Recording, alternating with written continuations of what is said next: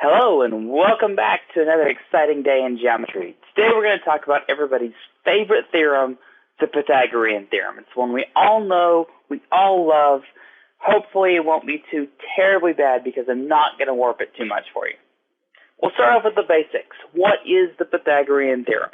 Well, we've got our right triangle. Remember, the Pythagorean Theorem always is a right triangle. We have three sides. We have A, B, and C. I've labeled them. I've color-coded them here.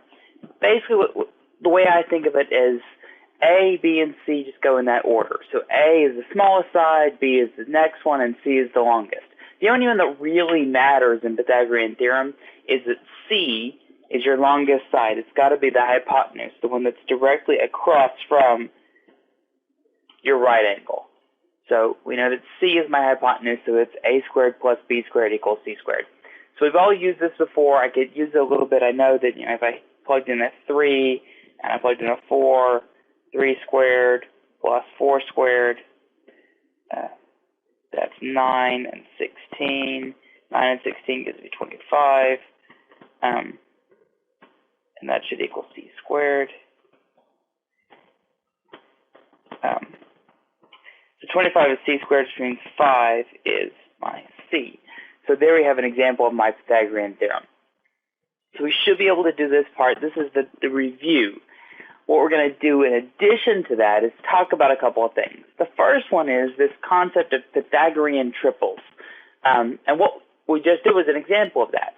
Anytime we have three whole numbers that make a right triangle. So like on that last slide we had 3, 4, and 5, which is a common Pythagorean triple, 3, 4, 5. I've listed off 4 different ones here. These are just right triangles that have whole number sides. So 3, 4, 5, 5, 12, 13, 8, 15, 17, etc., etc. The trick is that they have to be whole numbers. No decimals, no fractions, nice round whole numbers for the sides of the right triangle. So pretty simple. 3, 4, 5 was our example. Going into a little bit more depth in the Pythagorean theorem, we know that it doesn't always work. Because it doesn't work for acute or obtuse triangles. It only works for right triangles. So there's a way to use the Pythagorean theorem that's not quite exactly the same. It doesn't work for right triangles, but it can tell us something. If you look at these two triangles I have here, the one on the left is obviously obtuse, the one on the right is obviously acute.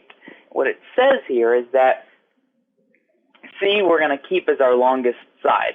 We're not going to call it the hypotenuse unless we're talking about a right triangle, but it's still going to be our longest side on either case, with A and B being the other two sides.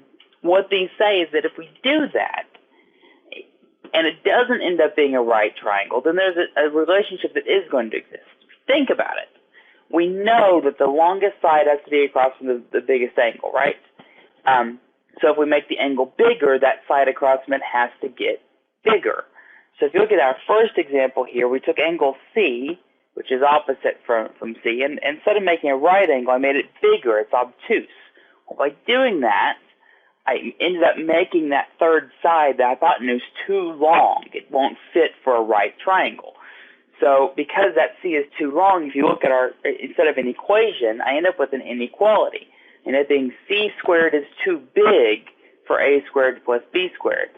So in this case, C squared is bigger than A squared plus B squared in an obtuse triangle. I could do the same thing for an acute triangle. I make that angle C, what should be a right angle, into an acute angle. And you can see that it's acute. It's a little bit smaller than 90 degrees. The result is that our C, our hypotenuse, shrinks. I didn't change A and B in either of these cases. Those legs stayed the same. I just changed my right angle to make it obtuse and acute. By making it obtuse, C got to be too long. By making it acute, C got to be too short, which results in these inequalities. Let's do a quick example. Here I have a triangle, 8, 11, and 13. It looks to be maybe right triangle. I'm not really sure. Just do a quick refresher. Is this a triangle in the first place? Well, we know that we have 8 and 11, and those have to be added up to be more than 13. 8 plus 11 is 19, which is, of course, more than 13. So we're good. It is a triangle. Got that out of the way. The question is, what kind of a triangle is it? Well, we're going to compare our a squared plus b squared and our c squared. So I'm going to set up a nice little t-chart here. I'm going to find out a squared plus b squared. That's my a is going to be 8, b is going to be 11, and c is going to be 13. I just put them in order, 8 being the smallest, so it's a, c being the biggest, so it's 13. So a squared plus b squared, so I got 8 squared plus 11 squared. I know that 8 squared is 64, 11 squared is 121. Add those up, I get 185. So on my a squared plus b squared column, I've got 185. On my c squared column, that's going to be 13 squared, which is 169. So I can see that c squared is too small. So my c isn't big enough to make it a right triangle. I know that because c squared is too small, I'm going to stamp this triangle as acute. And that's it.